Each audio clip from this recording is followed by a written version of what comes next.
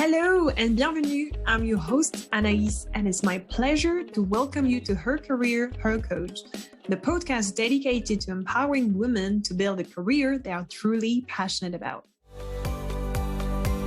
Today's guest is Turan, who will be sharing her career journey and story as she navigated her career internationally and across various industries and environments. I'm excited to have her here today with us because after more than 10 years living and working in London, Turan has recently moved back to Madrid to pursue her personal and professional goals. So without further ado, a warm welcome to you. Thank you very much, Anais. I'm really excited to be a member of your podcast. I'm so glad you've accepted my invitation. We're going to start with the obvious. Tell us more about you and what you do. Okay, well, I'm Turan, and probably for my accent, you can tell that I'm from Spain. My name is Persian. My father was born in Tehran, but I've lived in Madrid since I was born until I finished my career. I studied civil engineering with a master in structures, and when I finished, we were in the middle of a crisis, and I had to leave my country to find a job. And I decided to go to the UK. I actually went to London. I thought that would be for 2 years. And I guess everyone thinks that when you leave your hometown. But I liked it a lot, and without even noticing, I spent a bit more than 10 years in London, where I Yes. married my husband, created a family, and I was working on something that I really love. From a work-wise perspective, I've been working in the infrastructure sector. So I've been a project manager on infrastructure projects. I've worked for two of the UK major design and engineering consultancies.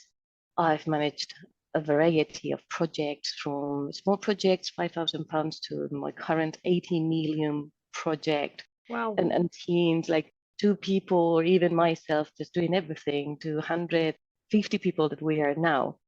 So it's very exciting. And you may not know all the projects, but Thames Tideway is very famous in London. And also I've been the project manager for the maintenance of all the bridges and highways structures in the city of London, which was for me incredible because you walk on the city and you get to see all the structures. You are consulting your client to do refurbishment, all the works, maintenance. So it's incredible. And right now I'm on the highest speed train that's being built between London and Birmingham. And on my personal side, as I said, I've got a husband. We studied together. We left Madrid as friends. He moved to Newcastle, but then he moved to London. And after living together, we ended up falling in love and having a baby. And now we're a lovely family, expecting another baby soon. Congratulations. How exciting. Thank you. So many things we need to talk about. I mean, so many probably topics that are going to be addressed as you share more about your career journey and story. The first question I want to ask you, just hearing what you've shared, is what made you come to London in the first place? Well, I knew that after our degree, so we studied 6 years in civil engineering, and that's quite different to other countries, other European countries, when obviously Britain was part of Europe. And I had colleagues who had left just a bit earlier, and they didn't find any difficulties with finding a job because we've got a really good profile. So if you think about it, they could get graduates with already at least 24 years. So we were more mature and also more experienced in terms of what we had studied in comparison to their careers that are 3 or 4 years. So I knew that would be a benefit for me in terms of finding a job a bit easier. Okay. And the second question I have with that one is, why did you think initially it would be for 2 years? I guess because I never wanted to leave my own country. So you've got those people when you're studying that they really want to get abroad and experience other cultures. But I was always happy with my city, with the people around me. I didn't speak any other language. So I guess I didn't have that interest, but now I recommend everyone to do because it teaches you enormously. So you change your mindset completely. So Yeah. no doubt, I will encourage my kids and any other person that I talk to who is younger than me to feel this. And obviously, don't stay where you are, even if you're well, because I was very happy. So I didn't think I had anything to win. And now I can tell that I've won a lot from it. Oh, exciting. And is there anything in particular that happened after 2 years that you were like, okay, I'm not done with the city? They're thinking about it, you know? Hmm. That's Okay. why I don't know how 10 years passed. I only know that my parents were always asking me, when are you coming back? And every time I Mhm. had that question, I always said, 2 years? It was always 2 years, in two Okay. years. So no Interesting. matter when I was asked, like after 3, 4, 5, it was always, I think a couple of years more. And probably after 7 or 8 is when I thought, you know what? I may stay because I really like it in here. It became my home country for a while. Yeah. And what made you come back after 10 years? What was the decision? A couple of things. So my husband wanted to come back Mm-hmm.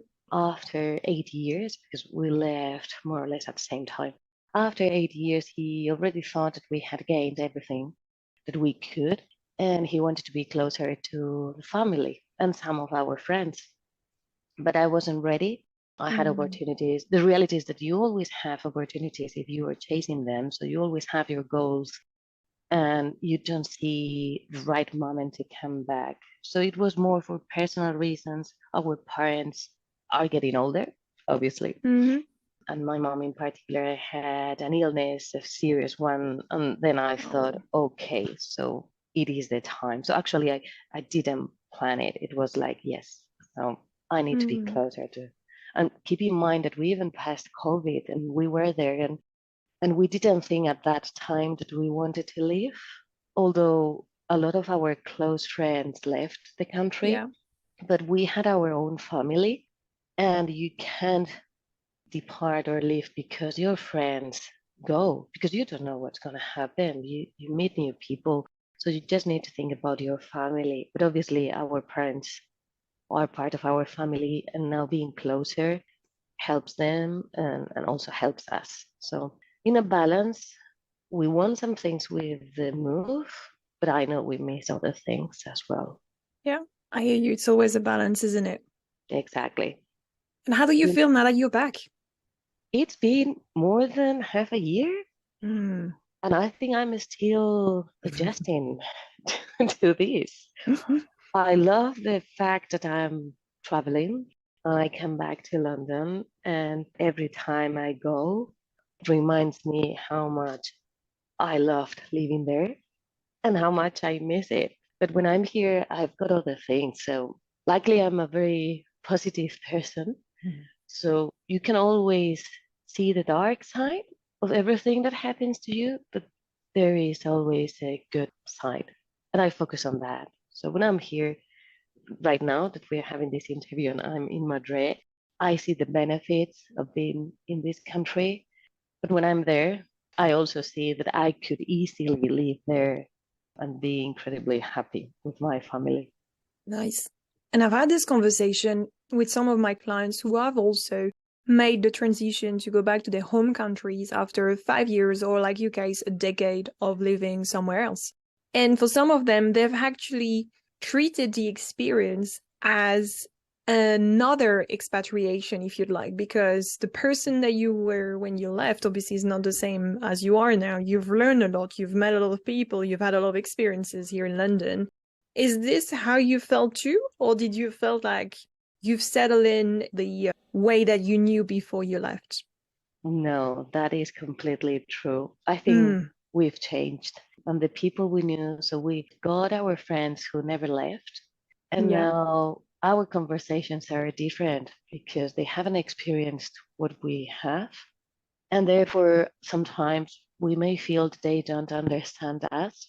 Mm, And the links and friendships that you create when you're abroad, those connections for a reason are stronger. I guess they become your family they and absolutely you do. It's your just choosing family, isn't it? exactly. And they understand you better and you understand them better. So we've got many friends that weren't from Madrid, but were from another cities in Spain. And luckily for us, Madrid has more opportunities. So they have moved back to Madrid. So we get to meet them.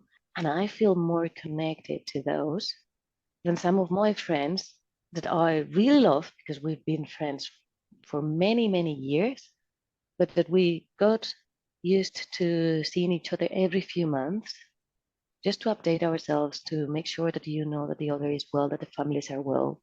But that continues being enough. I'm explaining myself. Yes, you are. So, Absolutely.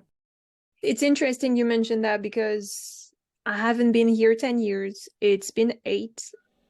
I've literally gone through some significant life moments and experiences.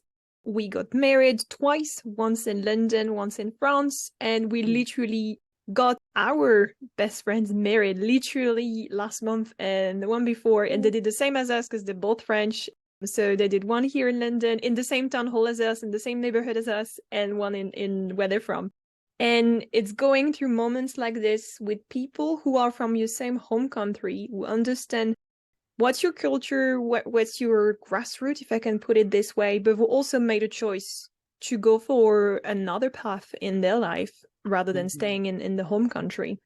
And eventually, potentially, we might go back, we'll see, but those people are the chosen family because those are the one that you get to see in your day-to-day. I mean, tomorrow, if we've got kids, I know we're gonna share each other's support when it comes to taking care of the kids. We might not have the grandparents around, but we will have each other around. And so these people plays a huge part. And at the same time, the people that I've been, in touch with since childhood, we are on so different path right now. However, every time I see them, it's just so good to see also what their life is because it's completely different to mine. But for some reason, we also bring something to one another by the differences that we bring to the table. So I feel like this has worked for me in terms of balance, but I'm curious to hear your views if this is how you think works as well for you. yeah, as you said, when you're abroad, we had a kid, your friends become your family. Mm, You've got any issues, you've got any urgencies, and those are the people you call. When you're yeah, in your country, you call your parents. You've yeah. got friends as well, and you've got really good friends, and they'll be there for you, but you've got your family, and you know they'll be there to support you. So when you're abroad, your friends become your family, and those connections hopefully are for good, no matter where you go. And now that I'm back, I've got my friends from school, so Mm. we've been always really good friends. And as you said, when you meet them, I'm so happy and it fulfills me enormously. But there are things on my day to day that if I share with them, they may not receive them in the same way than those that have seen me growing throughout the last 10 years. Yeah. So that's the difference, I And how guess. do you bridge the gap? Obviously, it's not like something is missing in these people, but how do you actually find a way to get someone or share your day-to-day with? I think what happens is with those that I haven't been seeing that often in the past years, I don't get to see them that often now. Mm, So we've got our friends who moved back and we meet them more regularly. I'm also used to long distance friendships. mm-hmm. So I've Yeah, got that's true. my friends that may not be in my same city, but I've got virtual coffees. So we talk a lot and we don't necessarily meet outside, but we have calls. So I talk to those that I know I can tell certain things and I know they'll be interested and they can help me, give me their advice. I guess I talk about different things to different friends. Mm. And I think it's a really important point. And I guess having that similar experience of yours living abroad, we are forced in a way, or this process is accelerated, as in you have to understand where you are geographically, physically, but also what you need and who are the people around you who form that support system, either geographically speaking, as in nearby, or potentially not. And You just have to understand who goes into what part of your life and therefore manage the communication accordingly so that you do have that balance, you do have that support. And this obviously works for anyone, whether you live in your home country or not. But I feel like when you take that step of living abroad, you have to be even over conscious about those choices that you make and those communications that you have and so on. So yeah, I feel like it's a really interesting point. And the final question I have for you, just to dive a little bit more into your journey of obviously going to London and coming back. You've mentioned this, you're 6 months down the line of being back in Madrid, if I'm not mistaken. How are you feeling? In terms of Everything. well, I guess I moved back thinking, okay, you're just gonna continue with, your working life Mm-hmm. because luckily I Yeah. maintained my job, Yeah. and you'll be closer to your family, and let's see how it goes. So that was my initial thought. Then we drove into this country. We tried to settle. More or less, we did. Although I still think I'm adjusting to these because everything is different. You've got more commitments with your family. I changed from visiting my family once a month to seeing them almost daily. Right. So it's a huge change. We live very Mm. close, which is good. We thought that living closer to one of the families would help with the kid. They also love spending time with the kid. So Mm-hmm. every time they come see them, or I go to the park and then they come. So it's been a change. And then during the weekends, you don't have that much time. So we were used to deciding what to do with our friends, but now we've got family, so we have to visit one parent, the other. So our free time, has been reduced, and that's Mm. still my feeling. So I would love to have more time, but we don't get to have it. And then on top of that, I got pregnant. So Yeah. I had a first trimester where I wasn't myself, which is not what happened the first Oh time. no. So that was a shock. I'm very active. I love doing lots of things. I spend every single minute doing something, and I didn't have the energy. That affected my mood because I couldn't believe I wasn't myself. So all the energy I had was for working. I just wanted to obviously like do my job well and spend time with my kid. I didn't have any more time or energy for other things. So for certain period of time, it was like 2 or 3 months, Wow. I went through that. But apart from that, seriously, I can't believe we are in June now. So I'm still traveling. And when you travel, weeks fly Yeah. because, yeah, on Monday you're planning your trip when you realize it's Friday because you've been moving all around. And then the weekend passes so quickly, and one week after other. And now I'm just thinking at the end of the year, we'll be four in the house, and I need to start planning something around that because I don't know how am I Absolutely. going to spend my time. But it's life, I guess. And yeah, I'm enjoying as well being here. I know it's going to be easier this summer, for example. So less flights with the kid. That's going to Yeah. be good. And but we changed loads of things. We used to use the train a lot. So in the UK, you move around with the train. We didn't have a car. Here, we use the car every day, and I love Mm. walking. So I miss that. I'm trying to find the time to do some long walks. I guess I'm still adjusting. I was about to say, from what I'm hearing so far, definitely it seems that you have another type of routine, which makes sense because now you've got your family around. So the way your time splits, especially like in weekends and things like that, is completely different to what you used to have in place. And like you were saying, you're still in the adjustment mode, which makes sense. Obviously, after 10 years living somewhere, and again, you're going into your adjustment, but you're going to have to even adjust, like you were saying, because you're going to be four as well shortly. So the schedule or the rhythm or the routine that you've got, the three of you, plus obviously your family gravitating around, is not going to be the same once the fourth member of your family is here. Exactly. Before I used to be very structured, I guess, like a proper engineer. I like having plans and making sure that everything goes according to your plan. But when we had our first child, I realized that you can't plan everything. So that was a good thing for me. It made Mm, me realize that sometimes it's out of your hands. So now with every change we do, and moving countries was just a change, I tell to myself, nothing is for good because you can always change back. So if we weren't happy, we could move back to London. So that's always an option. That helps me not getting stressed with, oh my God, this is not going where in my head should be going. No. So things happen and you just embrace them. Just make sure that you've got certain things that you respect and you know you'll do. So in my case, my family, as long as I'm with my family, they're Mm. healthy, that I communicate with my friends. If I can't see them, it's okay. I can talk to them, that I've got my job, that I can work. The rest will come. You Yeah, can't wait for the perfect moment for everything, because then you do nothing. absolutely. We have flipped it upside down. You started to already share some recommendations through sharing your own journey, which is very good, very exciting.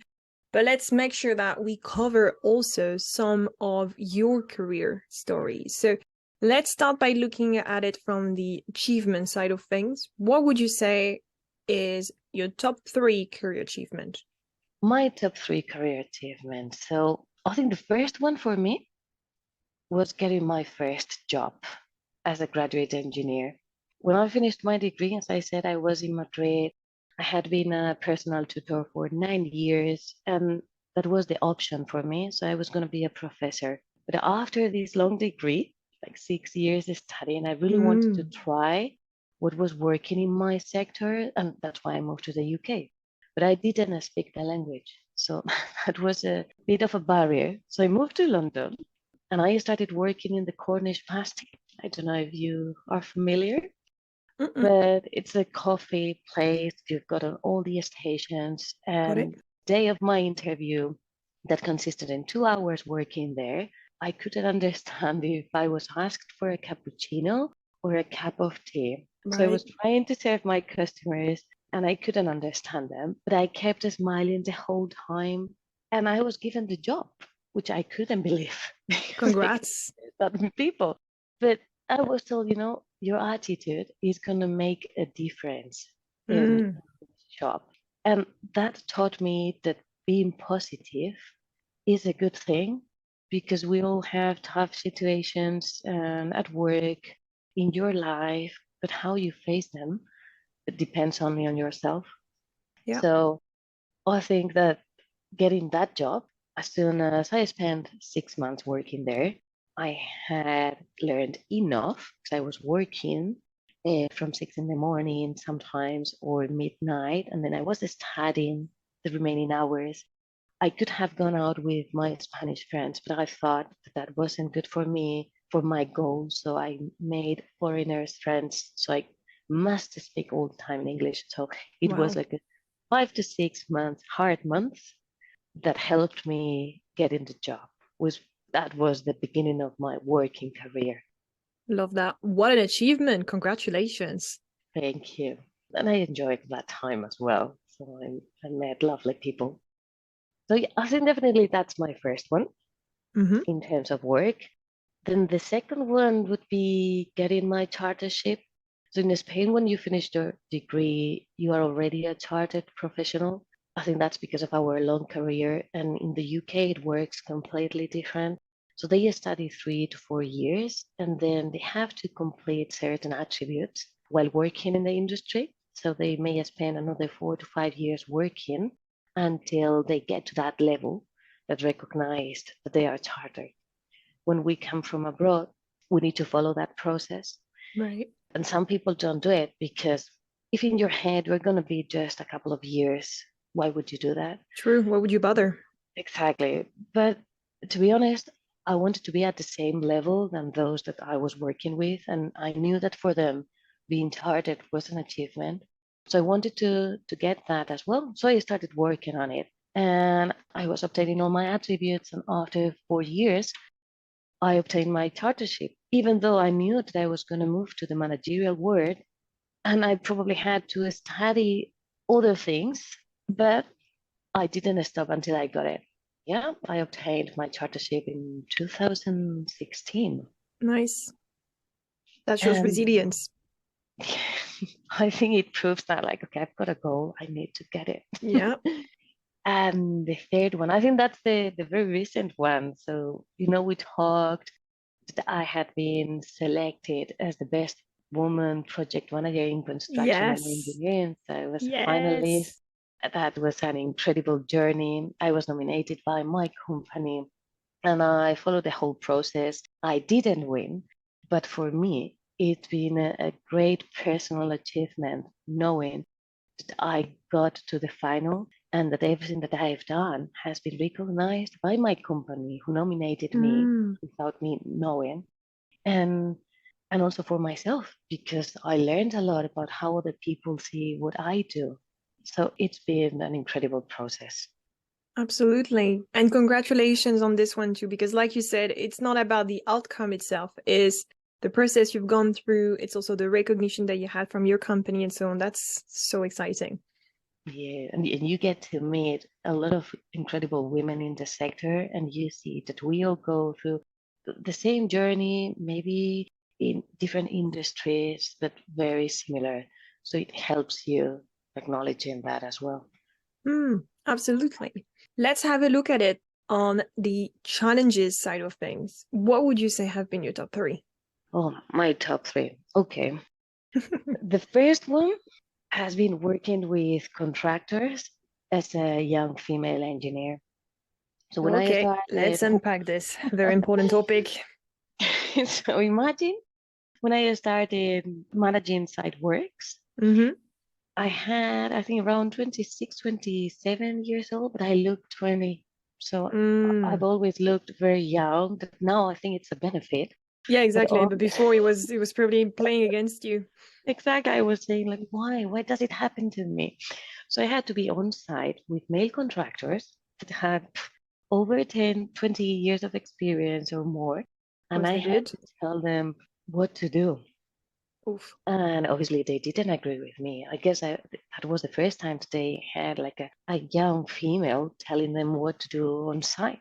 So I've got I've got many examples on how things went, but a good one was an inspection on a extension bridge. And I'm gonna try not to be technical, but basically, what you do on a bridge that has tendons inside, you need to see those tendons.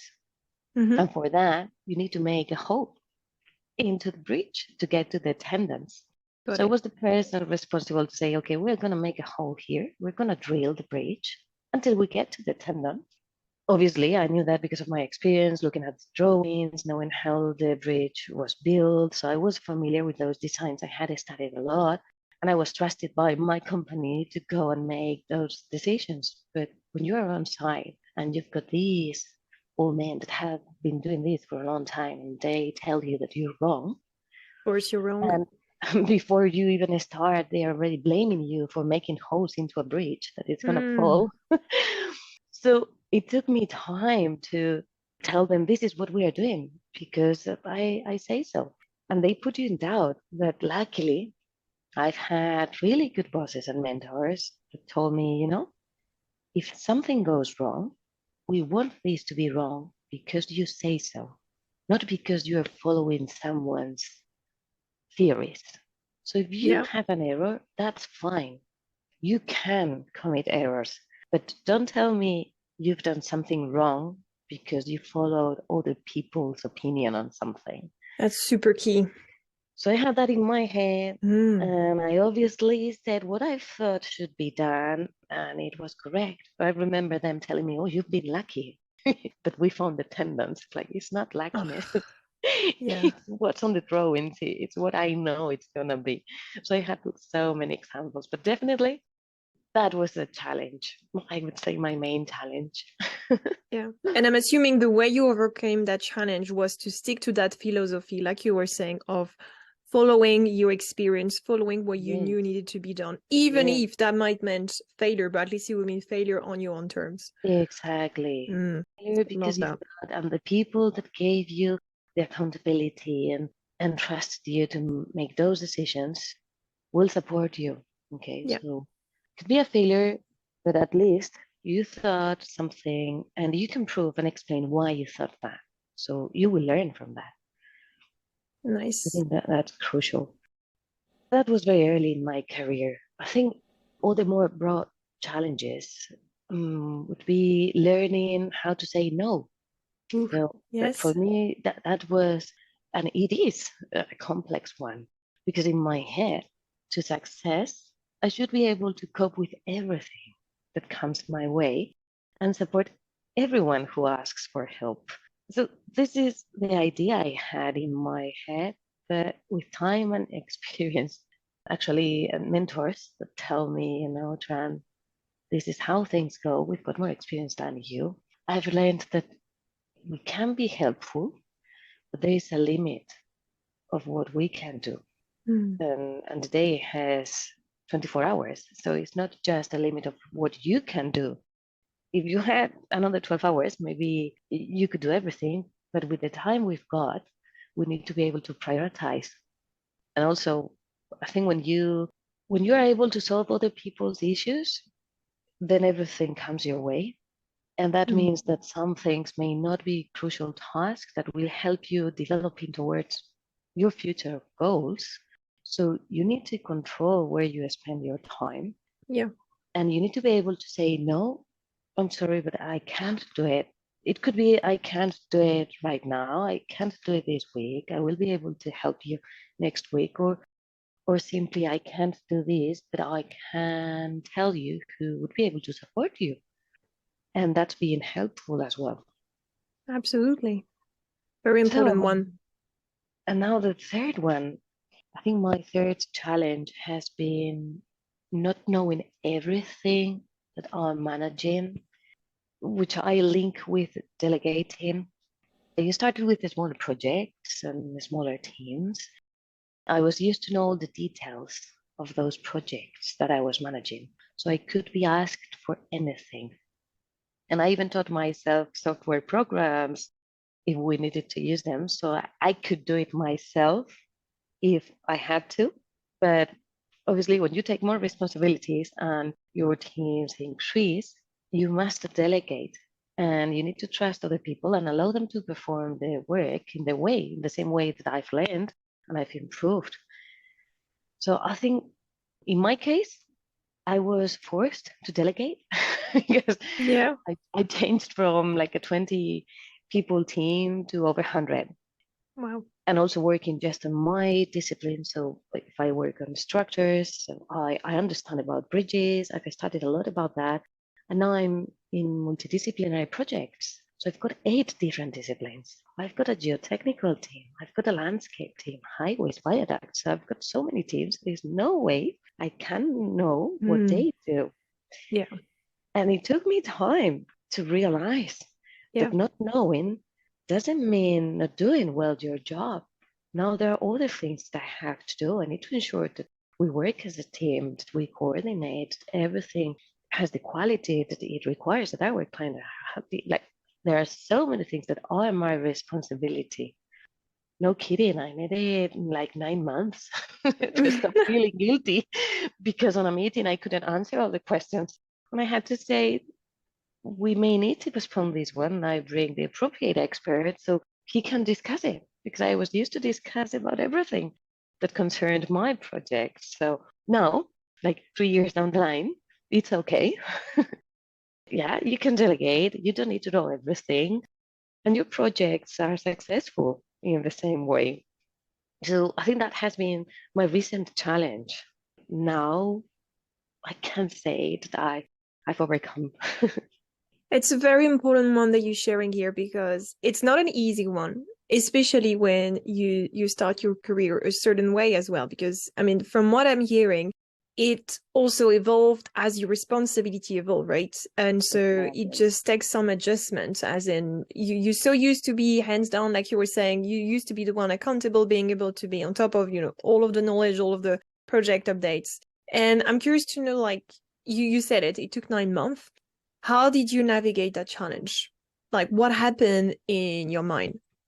In my mind, when I started, after just a month, in a month, I couldn't even know everything that related to my project.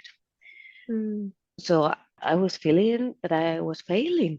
Normally, it takes me, I don't know, 2 weeks to adjust and be able to attend meetings and respond. After a month, I wouldn't feel comfortable in some of the meetings because I couldn't reply. Although I wasn't asked, I was on the meetings thinking, oh my God, someone is going to ask me and I'm not going to be able to respond. So that was my feeling. Yeah.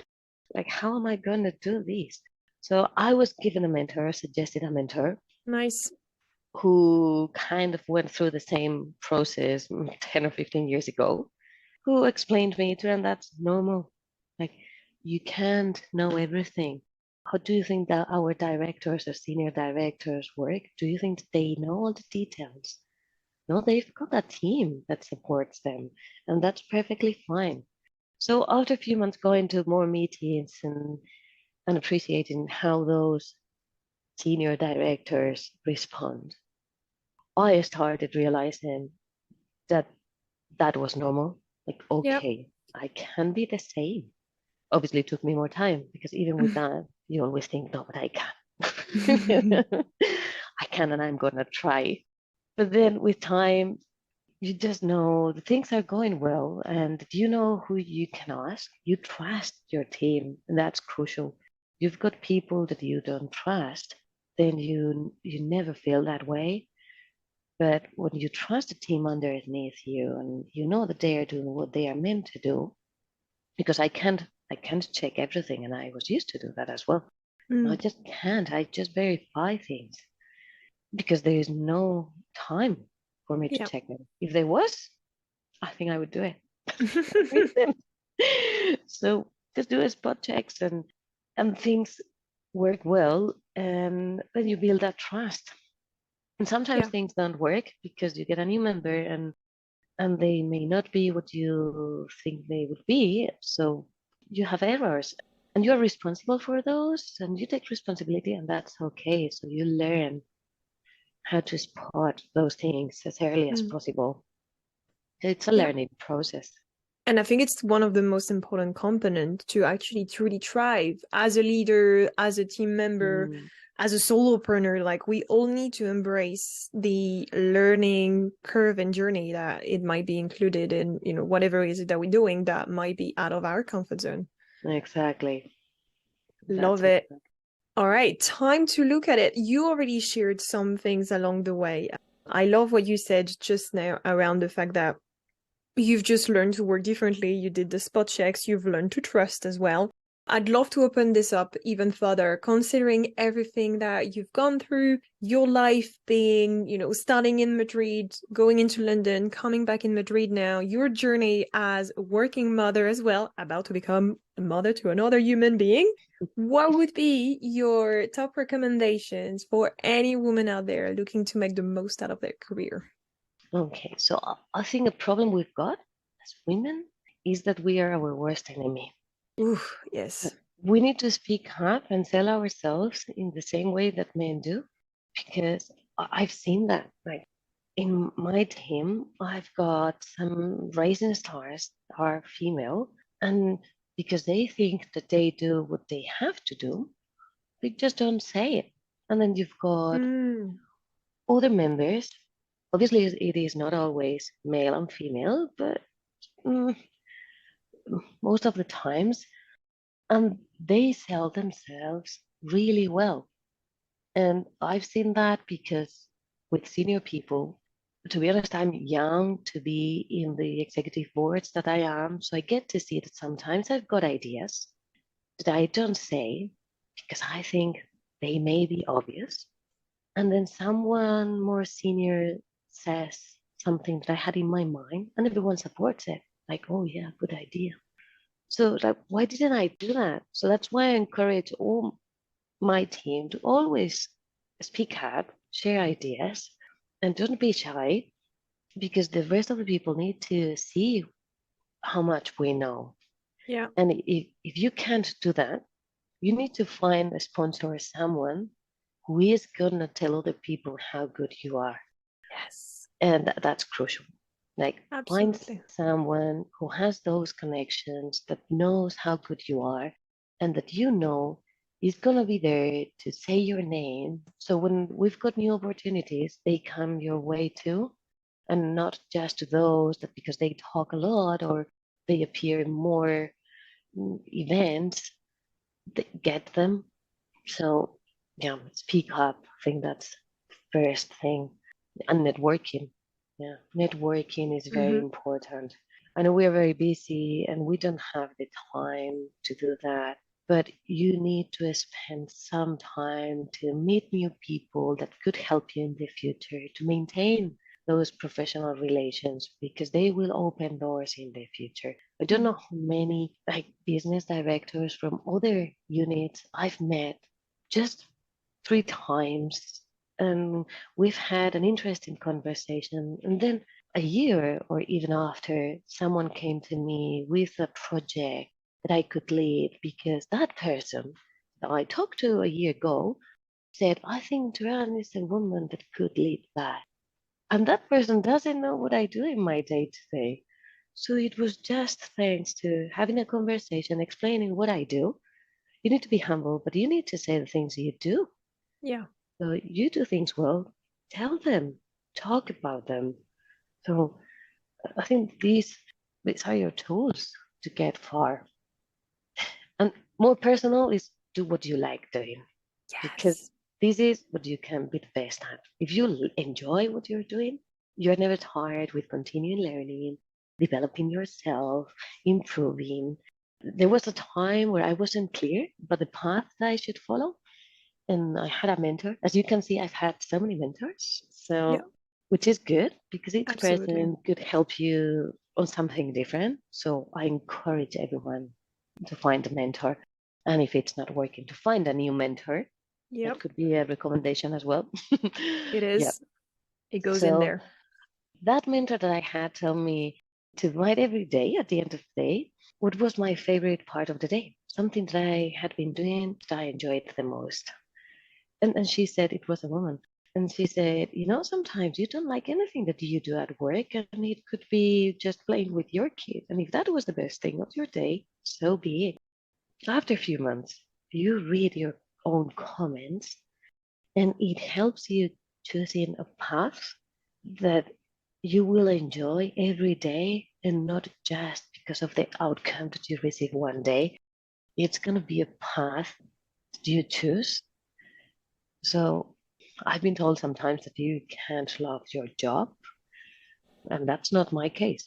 I mean, I've been Mm. 10 years working, and I love waking up and thinking, I'm going to work. I look forward to it. Obviously, sometimes you've got more exciting tasks, Then and others, yeah, sometimes, exactly. yeah. But as a whole, and seriously, if I had to be more than a few weeks or a month doing things that I don't like, that I wake up thinking, oh my God, I have to do this, in my head, I had to change. So something wasn't working well. Mm. So make sure that whatever you do or you decide to it, because I think normally it's in your hands. Sometimes you may need to be patient and it takes time, and that's okay as long as you know when that thing is going to come. But work towards that because we've got a long working life in front of us. Well, I always say life is too short to feel unfulfilled at work or to be in a position where you know you're not thriving Exactly. and happy. Exactly. Well, you've been a person who changed career paths, didn't you? Absolutely. So Absolutely, I did. that's a good example. Talking about example, it was such a pleasure to have you today, Turan. I loved everything that you've said. So many pieces of nuggets. I love it. I just want to ask one word that you would use to summarize the conversation we've just had together. In my case, that would be passion. I've Ooh, put passion yay. and yeah, put passion in everything you do. I think it's crucial to achieve your goals and to be happy. Here's to following our passion. Thank you so much for sharing yours today. It was Thank you, awesome to have Anaïs. you. It's been a pleasure. If you've enjoyed this episode, don't forget to subscribe and share it with anyone you believe would benefit from hearing it. Because as you know, life is too short to feel unfulfilled at work.